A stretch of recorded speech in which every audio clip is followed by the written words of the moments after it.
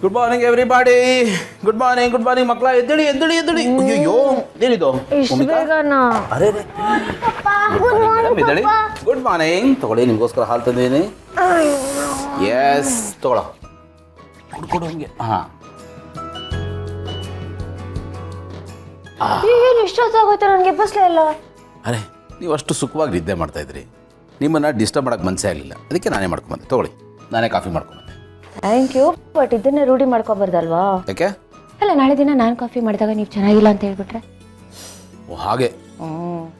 ನಿಮ್ಮ ಕಾಫಿ ಇದೆ.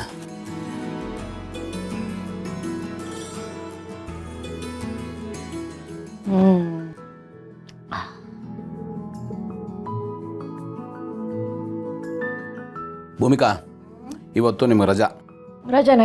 ಯಾಕೆ ಅಂದರೆ ನೀವು ರೈಟ್ರ್ ಆಗಿದ್ದೀರಲ್ಲ, ಅದಕ್ಕೆ ಇವತ್ತು ಮನೆ ಕೆಲಸದಿಂದ ನಿಮಗೆ ರಜಾ.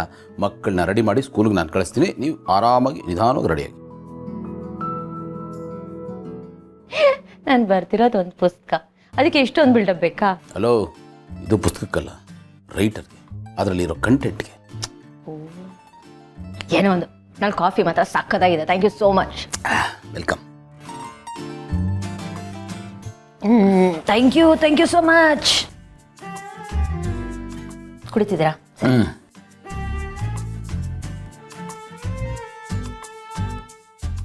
ಪಪ್ಪ, ಮಮ್ಮಿ ನೋಡಿದ್ರಾ ಎಷ್ಟು ಖುಷಿಯಾಗಿದ್ದಾರೆ? ಹೌದು ಪುಟ್ಟ, ಇದಕ್ಕೆಲ್ಲ ನೀವೇ ಕಾರಣ. ನೀವು ಹೇಳ್ತಾ ಇದ್ದಿದ್ರೆ ಡೈರಿ ಬಗ್ಗೆ ನನಗೆ ಗೊತ್ತೇ ಆಗ್ತಿರ್ಲಿಲ್ಲ. Thank you so much. Papa, ಯಾವುದೇ ಕಾರಣಕ್ಕೂ ಮಮ್ಮಿಗೆ ನಾವು ಡೈರಿ ಓದಿದ್ದೀವಿ ಅಂತ ಹೇಳ್ಬೇಡಿ.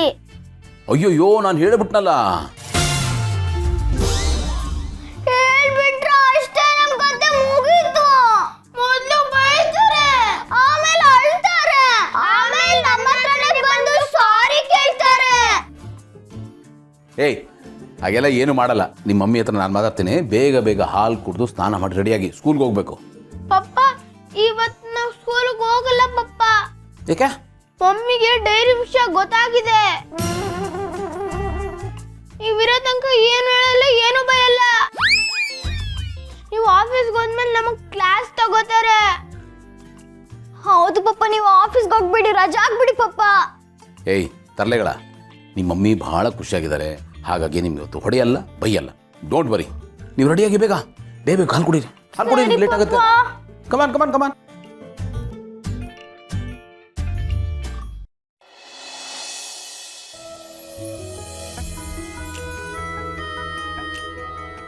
Big bro. ಹಾಂ ಬ್ರೋ. ಒಂದು ವಿಷಯ ಹೇಳಬೇಕಿತ್ತು. ಏನು? ಅದು ಜೈಬ್ರೋ ಹೆಸರಿಂದ ಕಂಪ್ನಿ ನಮ್ಮ ಹೆಸ್ರಿಗೆ ಟ್ರಾನ್ಸ್ಫರ್ ಆಗುವಾಗ ಎಲ್ಲ ಡಾಕ್ಯುಮೆಂಟ್ಸ್ ಸರಿ ಇದೆ ಅಂತ ನಾವು ಅಂದ್ಕೊಂಡಿದ್ವಿ. ಆದರೆ ಇವಾಗ ಒಂದು ಕಾಂಟ್ರಾಕ್ಟ್ ವಿಚಾರ ಹೊರಗೆ ಬಂದಿದೆ. ಏನು? ಅವ್ನ ಫೇವ್ರೆಟ್ ಕ್ಲೈಂಟ್ ಒಬ್ಬರು ನಮಗೆ ಆರ್ಡರ್ನ ರಿಲೀಸ್ ಮಾಡಲ್ಲ ಅಂತ ಹೇಳ್ತಾ ಇದ್ದಾರೆ.